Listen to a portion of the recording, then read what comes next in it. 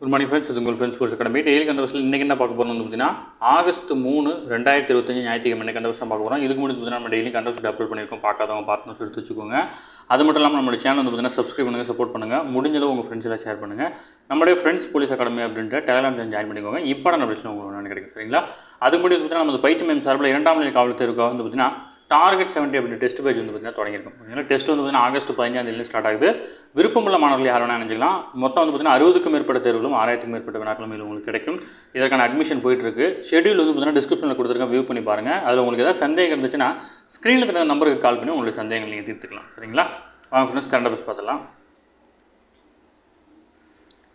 உயர் மருத்துவ பரிசோதனைகள் அனைத்து தரப்பு மக்களையும் வந்து பார்த்திங்கன்னா வழங்குவதற்காக நலம் காக்கும் ஸ்டாலின் திட்டத்தை வந்து பார்த்திங்கன்னா Chennai Saint Peter Anglo Indian பள்ளியில் வந்து பார்த்திங்கன்னா முதல்வர் வந்து பார்த்திங்கன்னா நேற்று தொடங்கி வச்சிருக்காரு. ஆகஸ்ட் 2ஆம் தேதி. ரொம்ப முக்கியமானது, நோட் பண்ணி வச்சுக்கோங்க, சரிங்களா?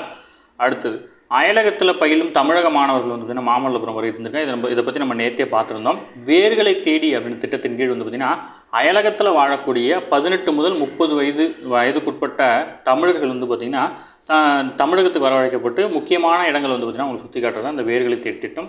முக்கியமானது, நோட் பண்ணி வச்சுக்கோங்க. நம்ம எக்ஸாம் பாயிண்ட் ஆஃப் வியூ என்னவோ அது மட்டும் பார்த்தா போதும்.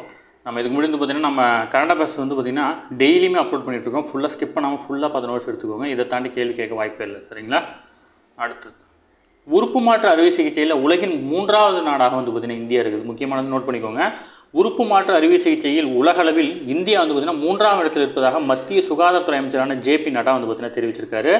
2023ஆம் ஆண்டு ஆதார் எண்ணை அடிப்படையாக கொண்ட நோட்டோ அப்படின்ற வலைதளம் வந்து பார்த்திங்கன்னா உருவாக்கப்பட்டிருக்கு. ஓகேங்களா? இதன் பின்னர் உறுப்பு தானங்கள் திசுக்களை வந்து பார்த்திங்கன்னா இருந்த பிறகு தானம் அளிக்கிறதுன்னு வந்து பார்த்திங்கன்னா 3.30 லட்சத்துக்கும் அதிகமானவர் வந்து பார்த்திங்கன்னா அதில் உறுதிமொழி எடுத்திருக்காங்க. அவங்களுக்குலாம் வந்து பார்த்திங்கன்னா உறுப்பு மாற்றம் வந்து பார்த்திங்கன்னா அனுமதிக்கப்படுவாங்க. அது மட்டும் இல்லாமல் முன்னெப்போதும் இல்லாத வகையில் கடந்த 2024 இந்தியாவில் 18,900க்கும் அதிகமான உறுப்பு மாற்று அறுவை சிகிச்சை வந்து பார்த்திங்கன்னா மேற்கொள்ளப்பட்டிருக்கு. ஓகேங்களா? சர்வதேச அளவில் வந்து பார்த்திங்கன்னா உறுப்பு மாற்று அறுவை சிகிச்சையில் அமெரிக்கா முதலிடத்துலையும் சீனா 2ஆம் இடத்துலையும் இந்தியா வந்து பார்த்திங்கன்னா 3ஆம் இடத்துலையும் இருக்குது. முக்கியமானது, நோட் பண்ணிக்கோங்க. அடுத்து வந்து பார்த்திங்கன்னா உறுப்பு மாற்றை சிகிச்சைகளை திறம்பட மேற்கொண்டதில் நாட்டிலேயே முதன்மை மாநிலமாக வந்து பார்த்திங்கன்னா தமிழகம் திகழ்கிறது. ஓகேங்களா? இதில் தமிழகத்தில் நடந்த முக்கியமான திட்டம் ஒன்று இருக்குது.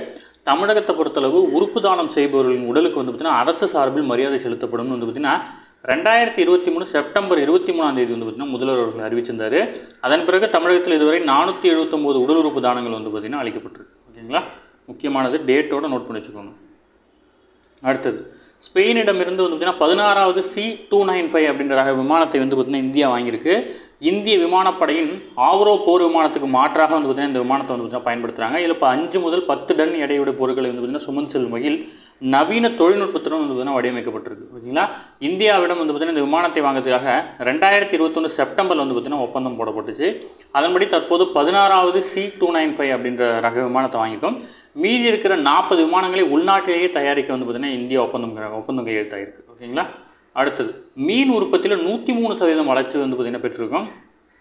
மீன் உற்பத்தியில் உலகில் 2வது பெரிய நாடாக உள்ளது இந்தியா. ஓகேங்களா? கடந்த 10 ஆண்டுகளில் ஒட்டுமொத்த மீன் உற்பத்தியின் வளர்ச்சி வந்து பார்த்திங்கன்னா 103% இருக்குது. இதில் உள்நாட்டு நீர்நிலை பொறுத்தவரை வந்து பார்த்திங்கன்னா 143% வளர்ச்சி வந்து பார்த்திங்கன்னா அடைஞ்சிருக்கு. ஓகேங்களா?